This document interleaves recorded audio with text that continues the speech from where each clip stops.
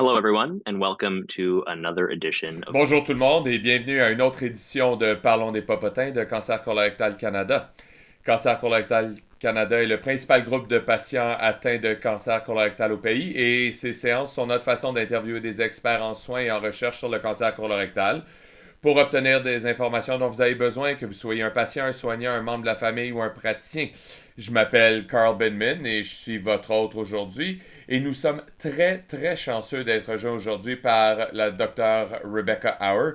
Dr. Auer est la vice-présidente exécutive de la recherche et de l'innovation à l'hôpital d'Ottawa et la PDG et directrice scientifique de l'Institut de recherche de l'hôpital d'Ottawa. La Dr. Auer est une chercheure translationnelle reconnue à l'échelle internationale dans le domaine des thérapies périopératoires contre le cancer et elle est l'auteur de plus de 100 publications évaluées par des pairs. Dr. Auer croit que la recherche, c'est le soin et s'engage à faire en sorte que tous les patients aient la possibilité de participer à la recherche. Il va sans dire que nous remercions beaucoup d'avoir pris le temps de nous rejoindre et partager votre expertise en matière d'immunothérapie contre le cancer, qui est le sujet aujourd'hui. Dr. Auer, comment ça va aujourd'hui? Bonjour et merci pour l'invitation de me joindre aujourd'hui. Je suis très excité. Super. Alors peut-être pour commencer les choses de façon très basique, c'est quoi l'immunothérapie?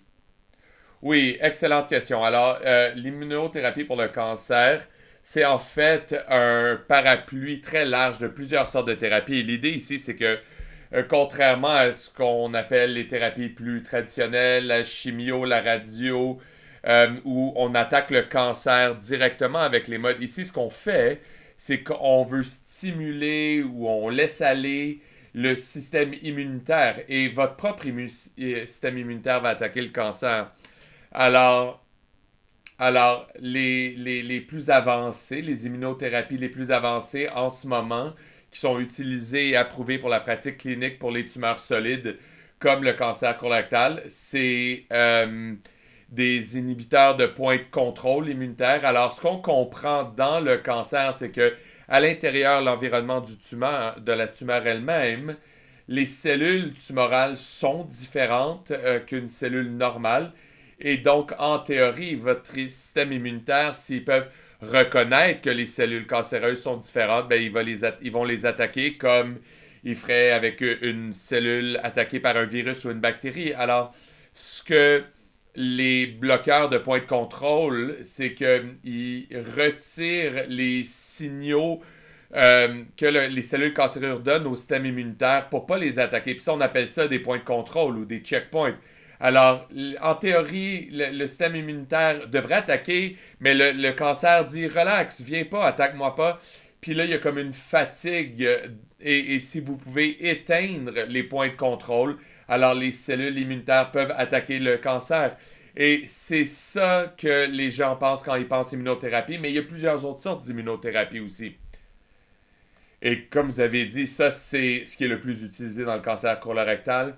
Oui, et surtout dans les sous-types que je suis sûr on va discuter, qu'on appelle les IMSO ou DMMR. Oui, on va rentrer dans ça plus tard, mais juste pour commencer, est-ce que l'immunothérapie est plus efficace que les thérapies plus traditionnelles comme la radio ou la chimio? C'est une bonne question. Alors, dans certains cas, ça peut l'être.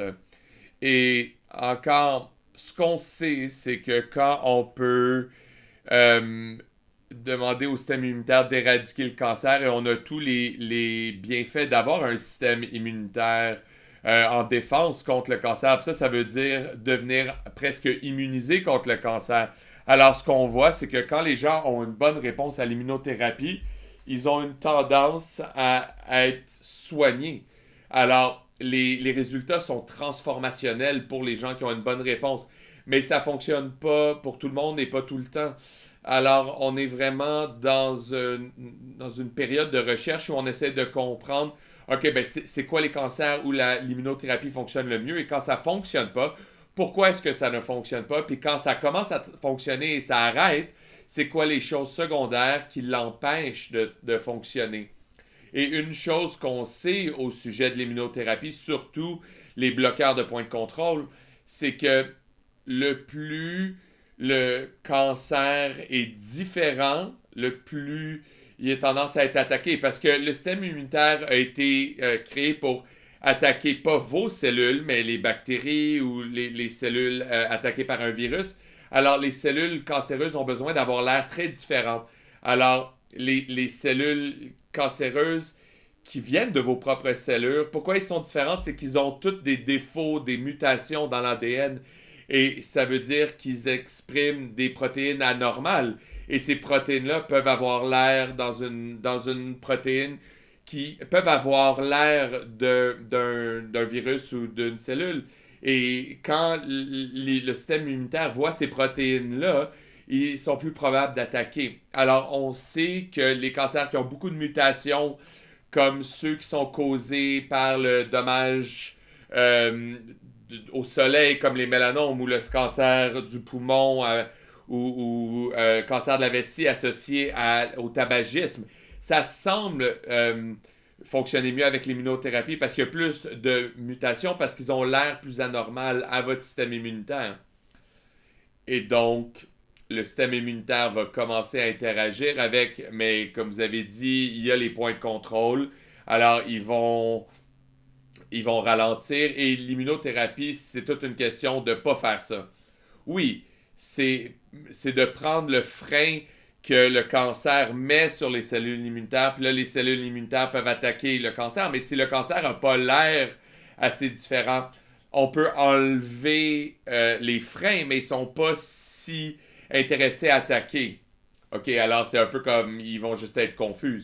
Oui, parce qu'ils vont penser que c'est comme une cellule normale, parce que ça a l'air typiquement d'une cellule normale. Alors, OK, ben c'est pas assez différent, alors on va pas l'attaquer.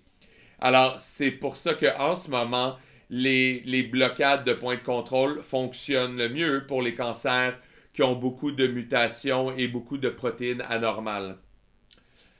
Dans le cancer colorectal, on a parlé de IMS élevé. Ça, est-ce que c'est les types de cancers qui répondent bien à l'immunothérapie?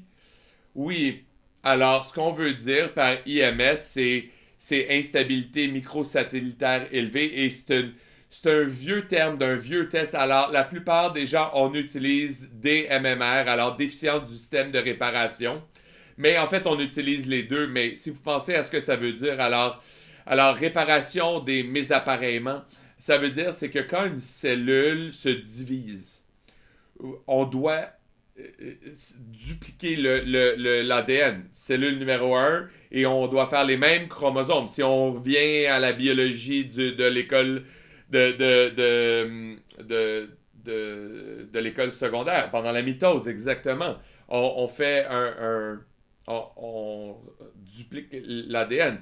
Puis ce qui arrive, c'est qu'il va y avoir une différence entre les deux ADN. Et quand ça arrive, on a toutes les enzymes différentes qui rentrent et qui réparent l'ADN. Oh, il y a une erreur ici. Avant de pouvoir séparer en deux, on doit réparer l'erreur. Alors quand on a un défaut dans cette réparation de mésappareillement, alors la cellule se sépare avec l'erreur. Et si ça arrive encore et encore et encore et encore, on accumule tellement d'erreurs. Alors ces tumeurs-là ont tellement plus de mutations et donc beaucoup plus de protéines anormales et donc beaucoup plus d'antigènes que le cancer moyen. Et ça, c'est la raison, on pense, que la bloquette de points de contrôle fonctionne si bien pour ces cancers-là, parce que c'est tellement différent aux yeux du système immunitaire, mais le système immunitaire est ralenti par la tumeur. Mais si on peut enlever ça, le système immunitaire peut les attaquer. Et ça, c'est transformationnel pour les patients avec ce type de cancer colorectal-là. Je pense qu'on va parler un peu plus de la science, mais au niveau pratique. Alors, quelles sont les différences pour un patient de recevoir d'immunothérapie versus d'autres sortes de thérapies contre le cancer? Alors, pour l'expérience client, tu veux dire? Alors, pour l'immunothérapie, comparativement à la chimiothérapie, c'est définitivement une expérience très différente. Alors, les patients qui ont une chimiothérapie, les gens connaissent très bien les effets secondaires, l'alopécie, la nausée, la fatigue, des fois aussi des... Et ça, c'est parce que la chimiothérapie est créée pour tuer le cancer, mais ça tue aussi d'autres cellules dans le corps, comme les follicules de cheveux, qui est une des raisons qu'on a plusieurs effets secondaires. Alors, ce que l'immunothérapie fait, c'est que ça ralentit le système immunitaire, mais plusieurs patients vont avoir une réponse immunitaire comme une fièvre ou un rhume. Ça arrive pendant une période très limitée de temps. D'autres patients peuvent avoir très peu de symptômes et d'autres peuvent avoir, et des fois, ça peut être très sérieux, mais une réaction auto-immunitaire. Alors, essentiellement, le système immunitaire est élevé tellement haut, ça commence à attaquer les tissus normaux en plus du cancer. Et ça peut être des problèmes de thyroïde ou une attaque à l'intestin comme des colites ou même des choses dans le cerveau, la colonne vertébrale. Alors, c'est moins courant, mais il peut avoir des effets secondaires très sérieux aux thérapies immunitaires. OK. Et une des choses auxquelles je pense, c'est que si j'ai un cancer et j'ai de l'immunothérapie, est-ce que je vais avoir une fièvre pendant tout le cours du traitement? Bonne question. Non. Je pense que certains patients vont avoir une fièvre après le traitement, mais c'est seulement pour quelques heures. Et les traitements, dépendamment du régime, c'est à tous les 3 ou 4 semaines. Oui, et c'est quoi la forme au niveau pratique quand vous rentrez pour un système ça- pour un traitement? Alors, des fois, c'est par intraveineuse et des fois, ça va être avec la chimio, mais souvent, en cancer colorectal, c'est un ou l'autre. Alors, vous allez une perfusion et je ne peux pas parler pour tous les patients. Certains patients vont dire: Ah, je me sens bien, j'ai pas d'effets secondaires. D'autres vont avoir peut-être des fièvres, des frissons, des fois de la nausée ou même un changement dans le goût, dans leur bouche. Alors, définitivement, il y a un spectrum d'effets secondaires, mais en général, les patients diraient que c'est mieux toléré que la chimiothérapie. OK, ben c'est bon à entendre. Et en fait, on a des questions qu'on a eues de patients de cancer colorectal avec qui on travaille. Quand on a des groupes de soutien ou du soutien 1 à 1, et pour le public, vous pouvez nous visiter sur notre site web et support arobase cancer colorectal Canada. Et les gens ont demandé comment est-ce qu'on accède à l'immunothérapie, comment est-ce qu'on sait qu'on est un candidat pour l'immunothérapie. Alors, en ce moment, pour le cancer colorectal, la seule indication approuvée, c'est pour IMSE ou DMMR qu'on vient de discuter. Alors, cancer colorectal qui est métastatique, alors qui est à l'extérieur du côlon. Ça, c'est l'indication approuvée. Et je crois que ça, c'est approuvé dans toutes les provinces au Canada en tant qu'agent simple. Alors, c'est une blocade de point de contrôle simple. Alors, chaque patient, comme un réflexe, quand ils ont une biopsie, il va avoir un rapport sur si IMSE ou si on a un DMMR. Et basé là-dessus, le médecin va déterminer si vous êtes un candidat pour l'immunothérapie. Il y a des données émergentes qui ressortent sur l'utilisation de l'immunothérapie. Par exemple, il y avait une étude très excitante sur une catégorie de patients qui avaient un cancer rectal. Au lieu d'avoir de la chimiothérapie et de la radiothérapie et ensuite de la chirurgie, les patients avec IMS ont eu de l'immunothérapie en monothérapie et 30 sur 30 patients, 100% des patients ont eu une réponse complète et n'ont jamais eu besoin d'une autre thérapie. Alors, très excitant, une très petite étude par contre, et là, il y a un essai clinique en ce moment en Amérique du Nord pour essayer de s'assurer que les résultats sont vrais dans une plus grande quantité de patients. Puis ça, c'est un autre endroit où les patients avec un cancer colorectal IMSE. Et une autre étude récente, c'est la combinaison de deux bloqueurs de point de contrôle, un qui est approuvé et ensuite un deuxième. Et ça semblait faire mieux que la chimio. Alors, est-ce que c'est mieux qu'un agent simple? Ça, on ne le sait pas encore. Mais ça, c'est une autre frontière émergente. Mais c'est tout dans le sous-groupe 20%, 15 à 20% des patients qui ont une déficience de la réparation des mésappareillements. Et quand on dit un agent simple, ça veut dire que vous recevez juste ça, c'est ça? Oui, donc c'est la seule chose que vous allez recevoir. Pour les patients qui n'ont pas de déficience de réparation de mésappareillements, il n'y a pas de grande preuve que l'immunothérapie, surtout tout seul, mais même avec la chimio, que ça va fonctionner. Alors, plusieurs personnes très intelligentes essaient de trouver pourquoi c'est le cas. Et j'ai aucun doute qu'on va le trouver. On va le trouver un sous-type à la fois, un patient à la fois s'il faut. Mais il va y avoir un moment où on va avoir différentes stratégies pour ces patients-là, certainement. Super. Et je veux poser plus de questions sur la recherche dans une seconde, mais j'ai quelques autres questions de patients euh, et que je suis sûr que d'autres personnes aimeraient entendre les réponses. Est-ce que l'immunothérapie, si vous êtes IMS élevé et vous recevez de l'immunothérapie, est-ce que ça a un impact sur la récurrence de cancer? Oui, probablement. Alors, comme j'ai dit, quand vous êtes traité avec l'immunothérapie, il semble que le traitement est très durable dans le sens que si vous avez une réponse complète, alors comme si la tumeur avait disparu, il semble d'avoir un très bas risque d'une récurrence de la tumeur. Alors, rappelez-vous que on a seulement 15 à 20 ans d'expérience avec les médicaments. Alors, on est encore très tôt dans la trajectoire de les comprendre, mais il semble que les patients vont être traités et ils peuvent être guéris. Et ça, c'est quelque chose pour les cancers colorectales.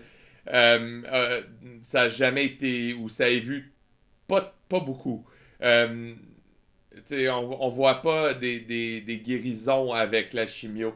Et peut-être c'est parce qu'on a une réponse immunitaire. C'est un peu comme être vacciné, si vous voulez. Contre le cancer, vous êtes immunisé contre et ce cancer spécifique-là ne peut pas revenir. Et la différence avec le vaccin, c'est que vous devez avoir le cancer d'abord. Oui, c'est ça. Oui, et pour mon propre savoir, la nouveauté de l'immunothérapie semble vraiment être quelque chose de spécial dans le champ de cancérologie. Alors, ça fait combien de temps que l'immunothérapie est comme le standard pour les cancers? La chimio est là depuis les 1930-1940, quand on a commencé à regarder, à utiliser ça vient de la guerre chimique. On utilise du poison pour tuer les ennemis. Ah, hein, on peut réduire la dose et détruire l'ennemi à l'intérieur, hein, qui est le cancer. Alors, ça a évolué de ça et ça a été standard. Et je pense que la chimio, la chirurgie, la radio, ça fait longtemps que c'est là.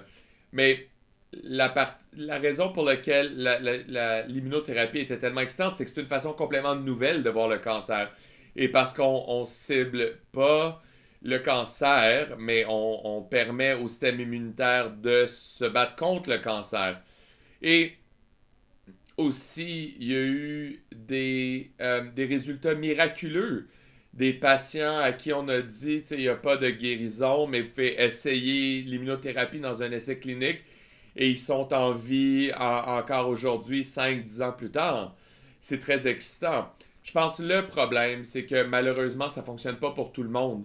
Ça ne fonctionne pas pour tous les cancers, puis même dans les cancers où ça ne fonctionne pas pour tous les patients, pour toutes les tumeurs. Alors on doit concentrer nos énergies sur pourquoi ça c'est le cas. Et, et peut-être on peut essayer de combiner pour essayer que ça fonctionne pour plus de gens. Oui, puis une des choses spéciales d'avoir quelqu'un comme vous, c'est que vous dites nous. Et quand on dit nous, c'est vraiment nous parce que vous êtes PDG d'un centre de recherche. Et tu sais, on parle de recherche sur le DMMR et le IMS élevé. Alors, c'est quoi qui s'en vient que vous et votre communauté travaillez dessus, si vous pouvez partager? Alors, en immunothérapie, il y a des thérapies très excitantes qui s'en viennent. Exactement où elles sont dans le pipeline pour le cancer colorectal, je peux pas exactement dire. Alors, l'immunothérapie de cellules personnelles, c'est très excitant. Ils n'ont pas encore trouvé leur place pour certains cancers solides, mais pour les cancers liquides comme la leucémie, ils ont aussi des résultats transformationnels. Alors, ça, c'est quand on va prendre des cellules immunitaires du corps des gens, vous allez les manipuler dans le laboratoire pour les transformer en super assassins pour le cancer et vous allez les remettre dans le corps. Et on va faire ça en prendre euh, de la thérapie de lymphocytes d'infiltration. Dans le mélanome, excellent résultat. Et dans d'autres cancers, on commence à le comprendre. Et dans les leucémies, on a eu des super résultats avec des choses qu'on appelle des CAR-T. Euh, alors, des récepteurs chimériques. Alors, on crée des cellules contre certaines cellules du cancer et ils vont les attaquer. Alors, encore une fois, il y a des barrières pour le cancer colorectal avec ces thérapies-là, mais je pense qu'avec le temps, on va être capable de trouver comment passer par-dessus ces barrières-là.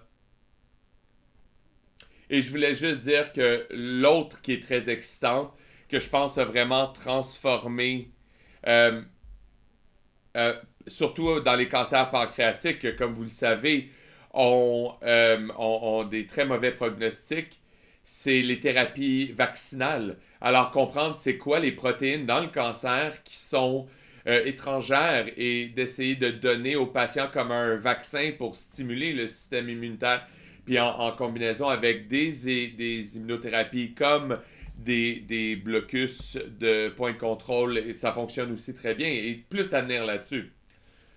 Oui, et ça, ce sont tous de la recherche qui pourrait être bénéfique aux patients qui ne sont pas IMS élevés. Puis ça, c'est la majorité. Alors, ça, c'est toute la liste de questions que j'avais pour vous, mais je voulais vous demander, est-ce qu'il y a autre chose que vous auriez voulu que je pose ou quelque chose de très important à savoir pour la communauté de cancer colorectal au Canada? Je pense que pour moi, c'est important de mentionner que j'ai fini ma formation il y a à peu près 16 ans à Sloan Kettering. Et quand je suis parti, il y avait il y avait de l'Avastin. On en entendait parler, c'était très excitant. Puis ça ciblait la vascularité du cancer. Mais sinon, c'était juste la chimio, la radio, la chirurgie combinée de différentes façons. Puis c'est là qu'on était. Et dans les derniers 15 ans, c'est comme s'il y a eu une explosion de recherche biomédicale. Et quand j'ai gradué ou quand je suis parti de Sloan Kettering il y a 15 ans, si j'avais vu un patient IMS élevé avec des métastases cancer colorectal, mais j'aurais dit c'est pas guérissable. Et qui aurait su que 15 ans plus tard, les chances d'une guérison seraient aussi hautes qu'elle l'est. Alors je dis plus ça aux gens. Je dis toujours ce n'est plus guérissable encore. Ce ne l'est pas encore. Parce que dans ma carrière, puis dans, il y a des, dans ma carrière, il y a encore des guérisons qui s'en viennent. Alors, il y a encore de l'espoir et de la recherche, puis je veux que les gens sachent ça, et les essais cliniques aussi. Peut-être qu'ils n'ont pas toutes les réponses, mais certainement, ça aide à comprendre la maladie, et vous ne savez jamais ce qui peut s'en venir. Merci beaucoup pour tout ça, pour l'information, votre expertise. Pour les gens qui veulent vous suivre, où est-ce que les gens peuvent vous trouver ou voir votre travail à l'extérieur des journaux médicaux de prestige? Alors, on a un site web pour notre laboratoire, pour les gens qui ont un cancer, surtout autour de la chirurgie, et c'est aurlab.ca. Super, pour les gens qui veulent en apprendre plus, vous pouvez aller là, et comme toujours, pour d'autres informations sur Dr. Hour, vous pouvez aller sur notre page YouTube, où nous, on a été assez chanceux d'avoir Dr. Hour qui a parlé à certaines conférences et donné des présentations. Alors, notre page YouTube a ça aussi. Et comme j'ai mentionné, vous pouvez visiter cancercolorectal.com ou nous envoyer un courriel à support@cancercolorectal.com ou info@cancercolorectal.com. Si vous avez des questions au sujet de l'IMS élevé, des MMR, cancer colorectal en général, nous sommes ici pour, en savoir plus. Alors, encore une fois, merci beaucoup d'être là. Je suis Carl Binman et passez une excellente journée.